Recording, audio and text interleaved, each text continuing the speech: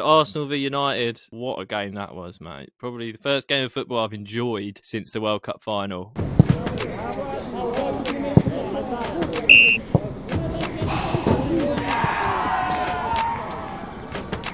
Ladies and gentlemen, welcome back to the Dugout. Got another fantastic weekend of football. Me and Luke are going to be covering it for you and doing a few challenges as well. Luke, how's your weekend, mate? Yeah, it was good. It was good. But to be honest, I'm more excited about tonight. I'm raring to go.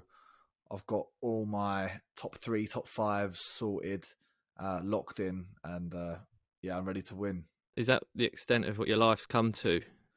Somewhat, yeah. I do get excited by this. I know what though. I am just someone who just generally loves a top 3, a top 5. I love that stuff. I just get excited by it. I don't know why.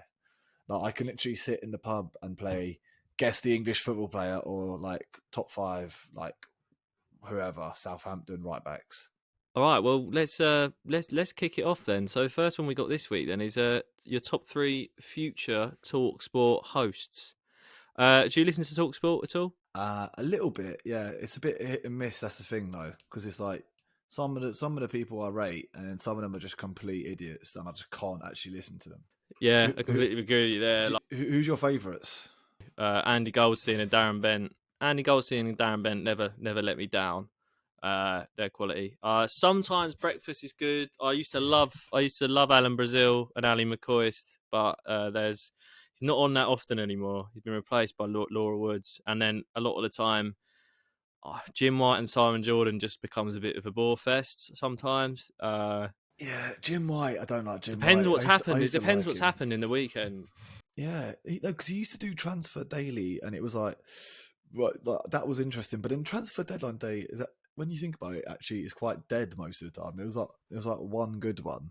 Yeah, there was one good Transfer Deadline Day when Torres joined Chelsea, and then Sky then made it into a massive thing every deadline day ever since, and this has always been shit. Yeah, no, I don't even tune in anymore. It's shit.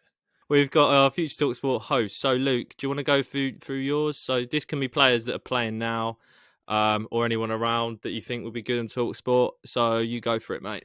So, yeah, I've thought long and hard about it, and I've got 3 different types. So, I've got the wild card, I've got the chatterbox, and I've got the dead cert. Nice.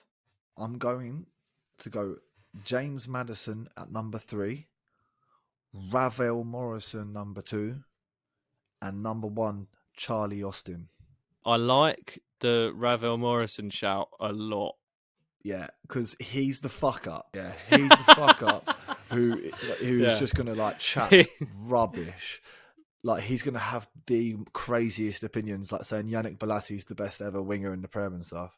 Third place for me was Charlie Austin. Second place for me was Jack Grealish. And in first place for me was Cristiano Ronaldo. Cristiano Ronaldo I've gone for because he just loves slagging people off.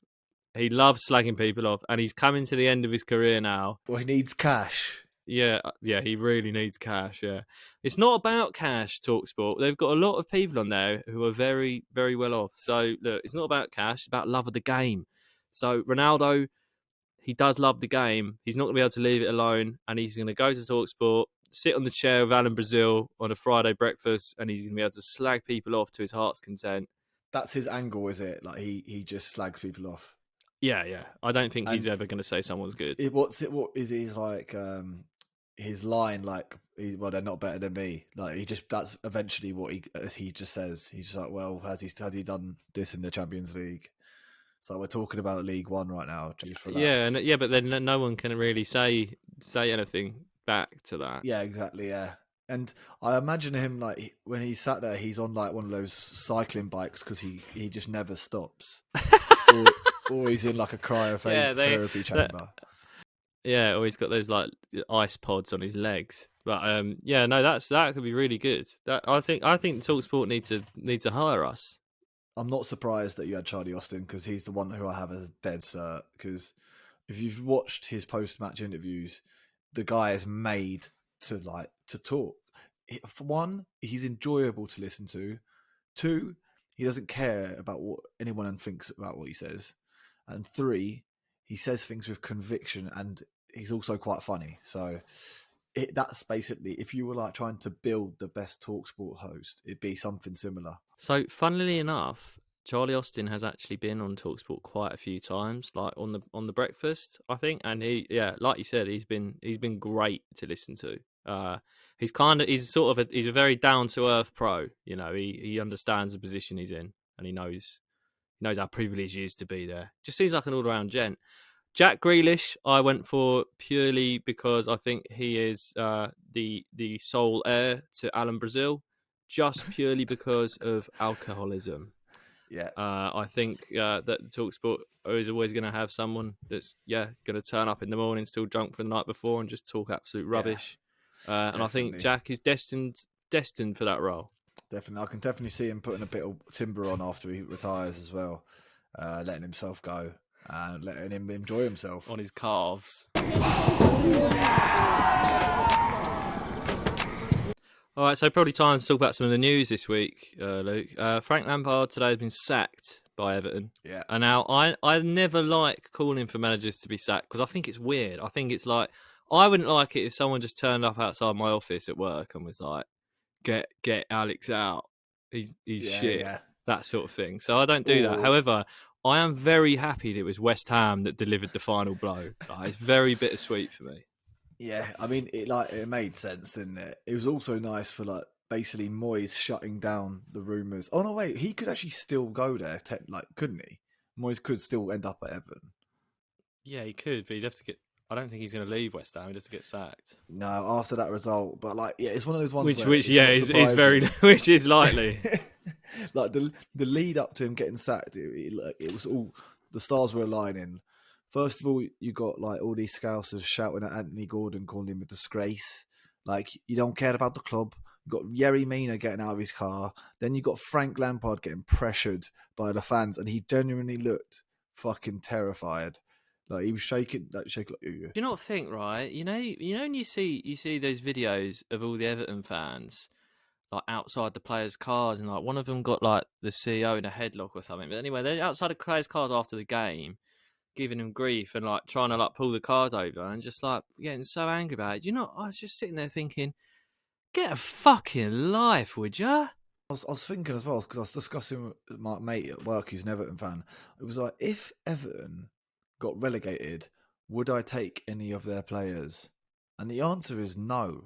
I actually don't think I'd take anyone apart from Pickford, as a backup keeper, maybe. That's it. Calvert-Lewin, always injured. Iwobi, I think he's done well, but that's probably he could play in the Championship and not be missed. They're not. They're just lost. They're not good.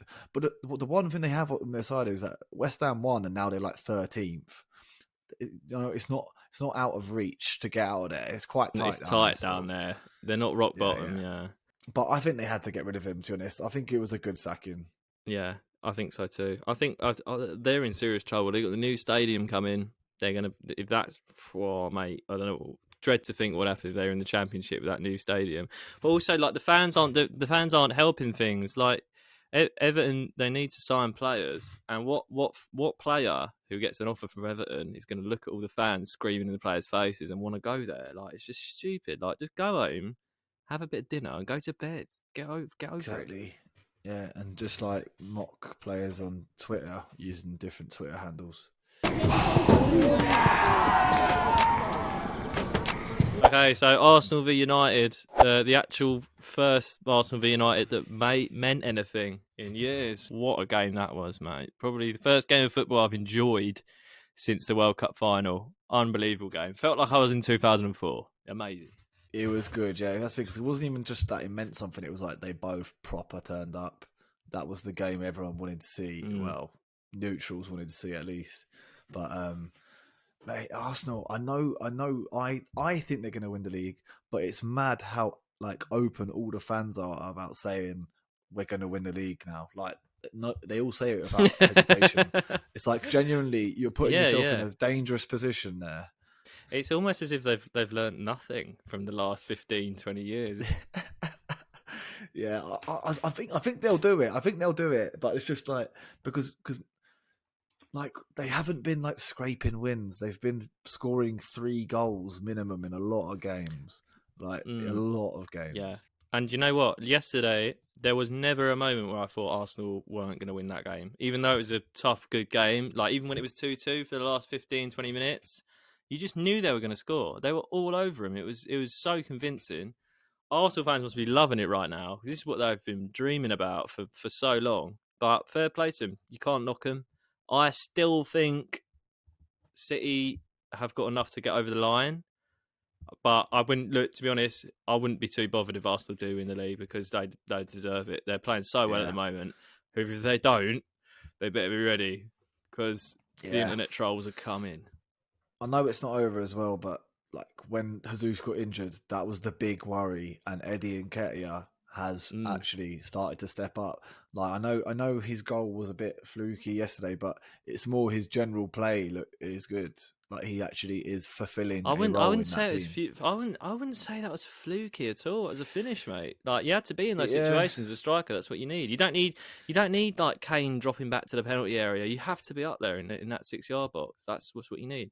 He knows what his game. He knows what his game is look like. We were slagging him off because last few seasons he's done nothing. But people were saying before the game that is going to be a huge game for whoever wins, and that still stands in hindsight now. Like that is huge for Arsenal because I don't think they have massively difficult fixtures coming up as well. They think they got Everton next, which, well, fucking Everton will just watch. They'll probably win that now. yeah, But new manager effect, mate.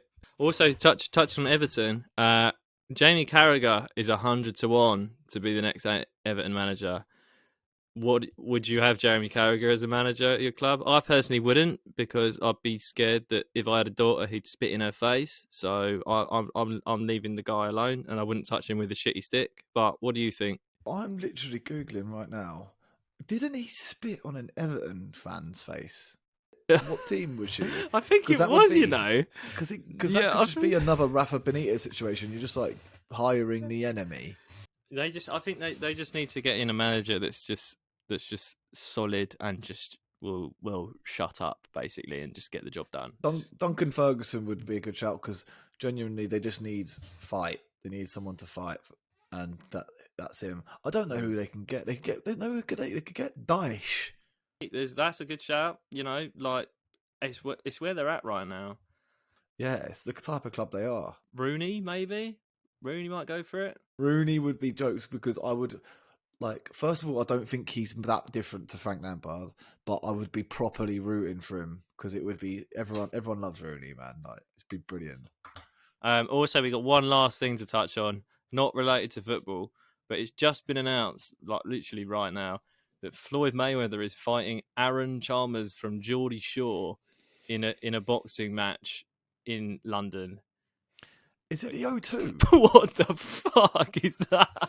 Is it the O2? I think, Are yeah, they or gonna Wembley fill or it? something. But Are yeah, they it's the going to first. fill the O2? Yeah, well, they will because it's Floyd Mayweather. But why is he fighting the bloke from Geordie Shore? I don't know. Has he got a big following or something? He's a mixed martial artist, but why is it Floyd Mayweather? Really? Who did Floyd Mayweather just fight though? Didn't he fight KSI? Yeah, no, he fought KSI's little brother. Yeah, that's it. Why? He's Floyd Money Mayweather. He doesn't care if it's embarrassing, mate. Yeah. As long as it gets him the those green dollar bills. clue's in the name, isn't it? Yeah, exactly. The money team, mate. Oh, that'd be so good, actually. Just being able to fight anyone you wanted and still make like 10 million quid. Like, imagine who you'd fight. Yeah, and I wonder, do these things go against his record? He claims they do. He like when he beat Conor McGregor in that exhibition, he was saying he was like 51 and undefeated, which just doesn't make sense. He's kind of very Donald Trump style. But yeah, mate, I'd fight if you could fight one person in UK. Who'd you fight? Man, you put me on the spot. Probably Paul Merson. Nice. All right, I'm gonna go Matt Hancock. Oh yeah, no. Actually, I have to pick a Tory. No, podcast can't get too political. So So, Luke, we've got another game to play. Have you ever played Alphabet Five-a-Side before, or do you know what it is? I haven't played it, but I know exactly what it is. Okay, so we're launching a new segment, Alphabet FC, where we take letters of the alphabet and try and build an ultimate five-a-side team based on their surnames each week. Sounds simple enough, but I'm sure it's going to be hard. So, for the first week, I'll be representing S as a Skulls. That's my surname, and then I'll be going up against Luke and his K gang as Luke Kelly. So. I'm going to pick my team full of legends whose surnames begin with S, and then Luke's going to pick his. We'll present our cases and let the comments decide. So, Luke, would you like to go first with your list of players that's names end in K for your five-a-side team? List them off, talk about their positions after, and just talk about why you've chosen them. I've thought long and hard about this, and I've had to leave out some good players.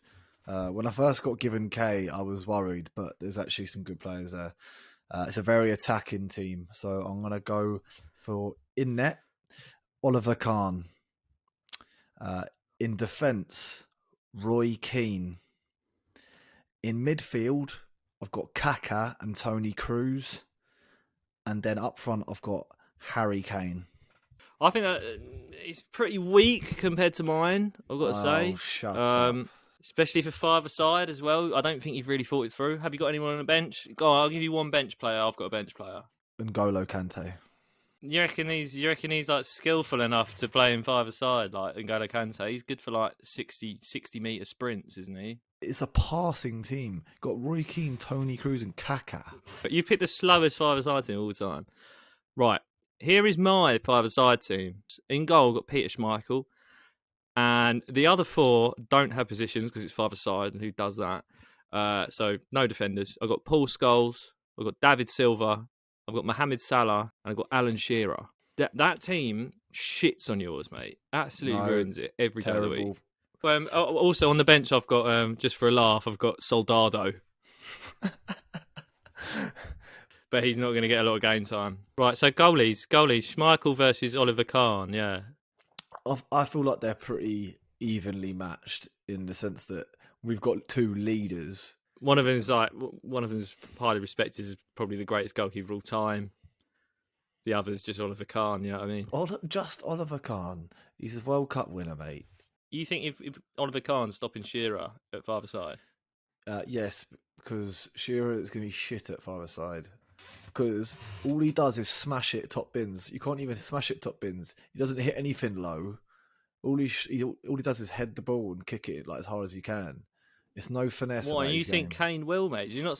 You think you didn't see Kane's penalty in the World Cup?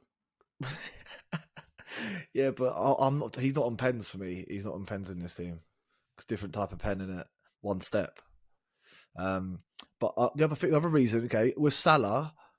No, wait, I'm going to go to Salah. All you have to do is show him on his right the whole game, and then he's fucked. No, I completely disagree with that. You won't. He'll just pass if he's not on it. But you could say that about him playing in the Premier League. Salah don't pass. Paul Scholes or Roy Keane? He's got to be Paul Scholes. Yeah, fine. Just accept mine's it, a defender. Yeah, come on. Yeah. He's a defender for me. Why have you got a defender at five-a-side? What, are you going to sit at the back? What do you mean? Look, I've got players here that can sit at the back, but can also score. Roy Keane can't score goals. That's not his job. He doesn't need to anyway. They can all score goals, but the main thing is, right, you got Roy Keane, you got him for the tenacity and the passing. You got Tony Cruz for the one-touch, two-touch passing, crisp. Then you got Kaka, 5-star weak foot, left or right, smash it, dribbling, shooting, joining the attack. Then you got Harry Kane just finishing everything off. And if he ain't firing, I'll bring on Miroslav Klose on.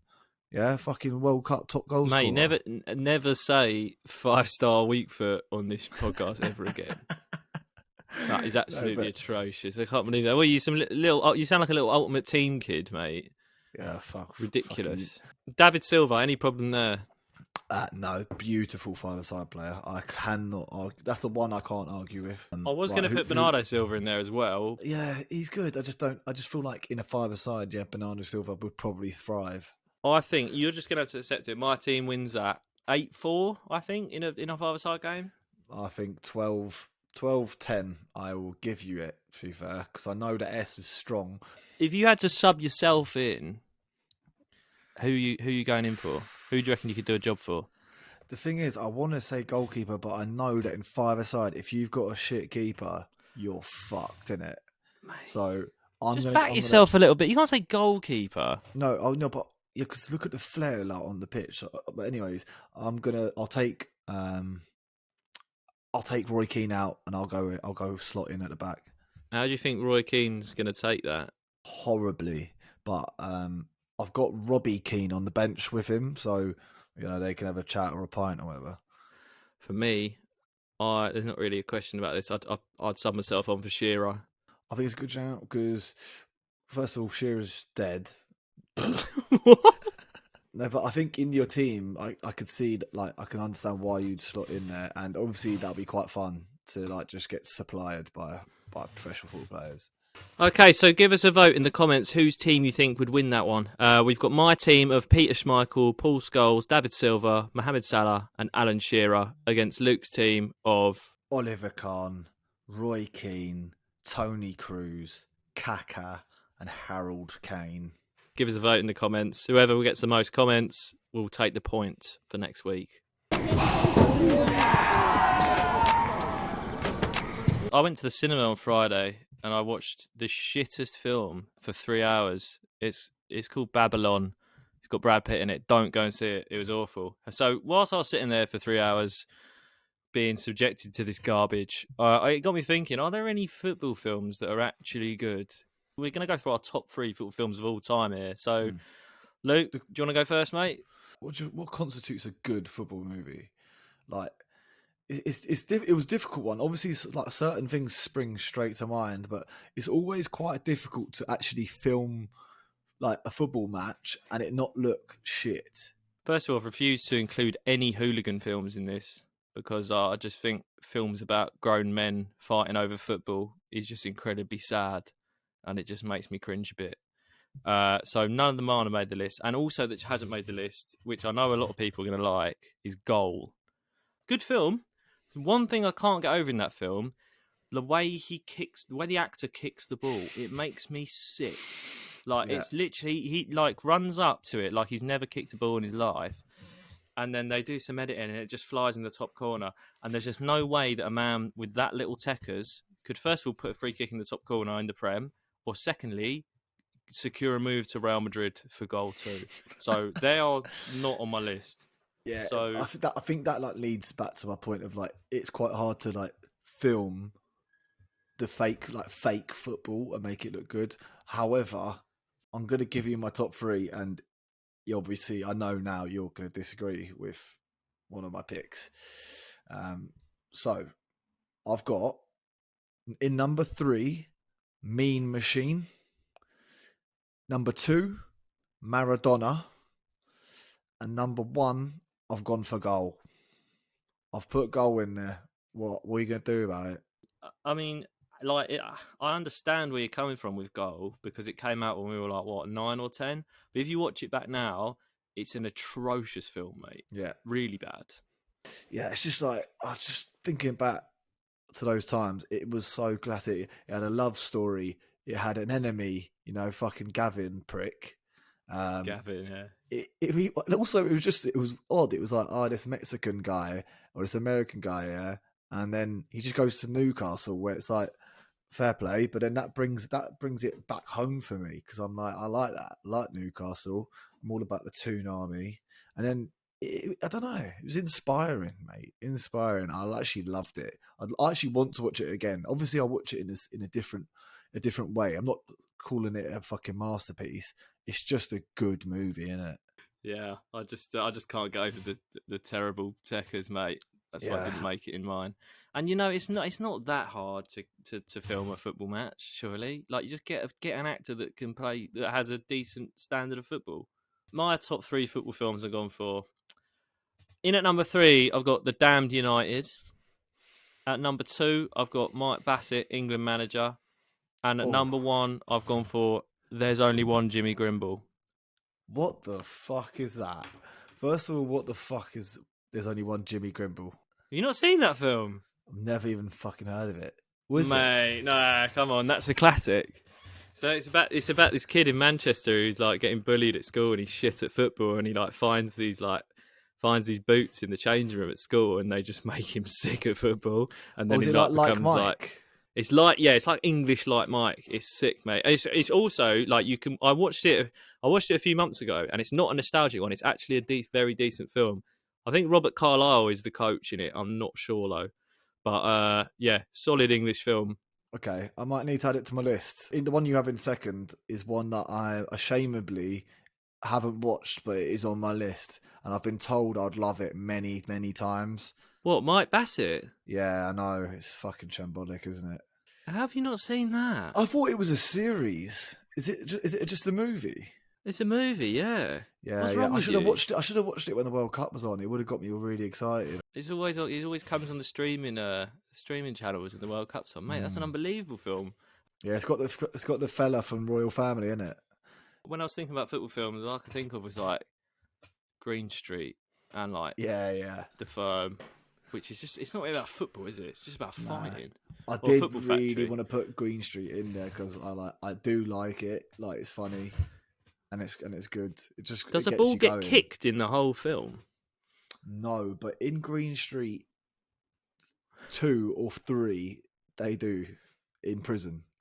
Yeah, and I remember that. Yeah, It was terrible, but it was like one of those things that I had to watch it because Green Street is just iconic.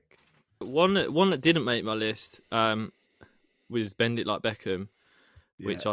I think thrived off the name of David Beckham at the time a bit. The only it's again good film. The only reason it didn't make my list is the same reason as Goal. There's little to no techers in the whole film. Like little. I'm talking toe punts, mate. I'm talking about the coach as well, mate. Yeah, he was bad as well. And also, there's a clip of him that's been brought up like recently because it's like it just doesn't make sense. He says he's Irish. Yeah. He's talking to the Indian girl saying, I'm Irish. I know what it's like to have racism against you. It's like it's not the same, mate. you're literally just a white guy in England. It's no different. You just have an accent that people actually like. Yeah. I have to speak about the one I have in number 2 though. I've watched it on the plane to Qatar. It was Maradona. It's fucking class in terms of just a documentary. He is an absolute king in Napoli, yeah. But I did not realize he was just like involved with like the mafia. Like, well, it doesn't surprise me. Like, obviously, it doesn't surprise me that mafia, cartels, whatever.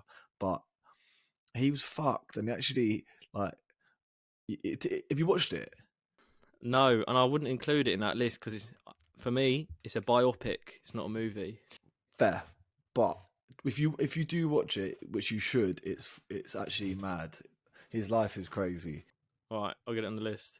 Like playing football back in that day is just so different. Like that, he basically just got the shit kicked out of him all day, every day.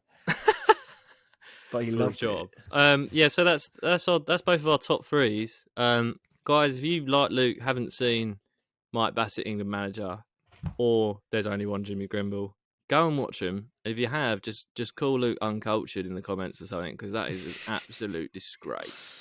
Well, thank you for watching and listening to this week's episode, guys. We hope you enjoyed everything we went through. Leave us any comments, likes, subscribe as well. Helps a lot. If you listen on Spotify, drop us a download. But we'll see you next week. Hope you enjoyed it. Have a good week, everyone. Cheers. Bye-bye.